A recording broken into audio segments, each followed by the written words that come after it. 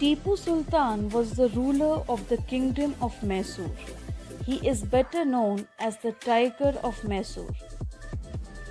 Mysore controlled the trade of the Malabar coast where the company bought spices for trade. Tipu and his father Hyder Ali proved successful in defeating the British in the First Anglo-Mysore War and in the Second Anglo-Mysore War. While the British became aware of Tipu's growing strength, they made alliance with the neighboring Nizam of Hyderabad and the Marathas, leading to the Third Anglo-Mysore War. The French, however, deserted Tipu and the combined forces proved immense for Tipu. He was defeated in this war at his capital of Sarangapatnam, thus forcing him to sign a treaty that witnessed half of his kingdom be confiscated along with a huge war indemnity. After the British broke alliances with the Nawab, they once again sought to attack Mysore, leading to the Fourth Anglo-Mysore War in 1799. Tipu Sultan was killed defending his capital, Sarangapatnam. Nearly half of Tipu's dominion were divided between British and their ally, the Nizam. A special treaty of subsidiary alliance was imposed on the new Raja, by which the Governor General was authorized to take over the administration of the state. The Marathas were the only major power left outside the sphere of British control. Lord Wellesley now turned his attention towards them and began interfering in their internal affairs. They were also aware of the mutual differences between the Maratha leaders.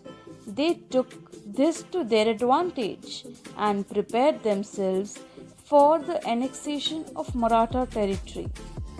Many Maratha rulers, in order to fulfill their desires, joined hands with English. The British forces successfully defeated and deprived of possessions. Britishers successfully dethroned Peshwas and deposed him of the pensions. Territories were annexed to the province of Bombay, and major Maratha chiefs were Holkars, Sindhias, Gaikwad and Bhosle. They all signed subsidiary alliance. A state under this system had to surrender its external relations to the care of the company. Any form of negotiations with other states were to be made through the company. The company, in turn, was to protect the state against any foreign invasions. The system proved to be very beneficial for the Britishers. On the pretext of protecting a state, the company could now maintain a large standing army at the expense of the Indian princes. It gave the company a chance to expand their territories further in India. The Indian rulers had to face the interference of the British residents in their everyday affairs. The Indian rulers lost their administrative as well as financial independence. The annexation of Sindh was important for the defense of English territories. Sindh was a loyal subsidiary state and it was annexed in 1843. Punjab was now the only large and independent state left out of the British control. It was then being ruled by Ranjit Singh. He maintained an efficient army and employed Europeans in his state. After Ranjit Singh's death in 1839, Punjab witnessed political instability. The British saw it the right opportunity to forward their plan of annexation of Punjab. After two long wars, that is, the First Anglo-Sikh War and the Second Anglo-Sikh War, Punjab was finally annexed in 1849.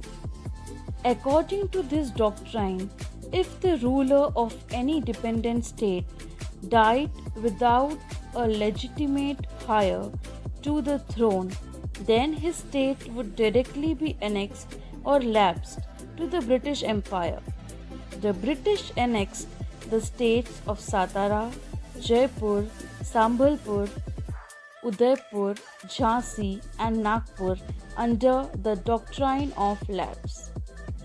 It was Governor General Lord Dalhousie who applied this doctrine. Till now, almost all parts of India were conquered by Britishers, directly or indirectly. Acts of Permanent Settlement. Regulating Act of 1773. This was passed by British Parliament. It was passed to regulate how the company is functioning, and 4 members of council were appointed. Governor of Bengal became Governor General of India. But the major problem was that Governor General could be overruled by his council. Pitt's India Act 1784. It gave British government supreme control to established Board of Control. It included 2 cabinet ministers and 6 commissioners, and the council had 3 members.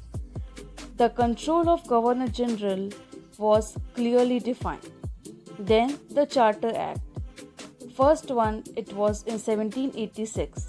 In this, Governor General had right to overrule his council. Then Charter Act 1813. In this, company's monopoly in India to trade was abolished. Charter Act 1833. A law member was appointed. He was added to the council. Lord Cornwallis established ICS, that is Indian Civil Service exams, and the recruitments were done through entrance exam. Then the first Indian to pass, you can just see the picture, and Indians, those who were appointed, they were excluded from the higher posts. In order to have a sound system of administration, it was necessary for the British to organize an efficient army. The army, mainly considered of Indian soldiers or sepoys, the higher rank of the army were reserved for the British. An Indian could rise only to the rank of Subedar. Soldiers were trained in the European method or warfare, and their lives were made more disciplined. Governor General Lord Cornwallis is credited to have established a regular police force in India. From 1792, every district was divided into a number of thanas. A daroga was the head of the thana. He was assisted by policemen in the maintenance of law and order. The darogas of various police stations were under the district superintendent, who was generally a British. The chowkidars or watchmen looked after the villages. The kotwals maintained law and order in the town. In 1772, Warren Hastings introduced judicial reforms in India. Hindu and Muslim laws were to be applied for the Hindus and Muslims respectively. In 1833, a law commission was appointed. It was given the task of codification of Indian laws.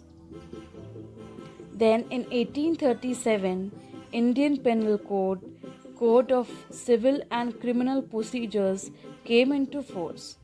1774, Supreme Court in Calcutta was established. Then, rule of law and equality before law was also introduced. Europeans had separate court. Rule of law means administration would be carried out as per the laws and provisions. And equality before law meant that all are equal before law. Students, this is the complete timeline of chapter starting from 1600 to 1856. Then, next one is lesson Panorama. This is the complete summary of chapter. So you can refer to it. And here we complete our chapter. I hope you understood it very well. Thank you. God bless you.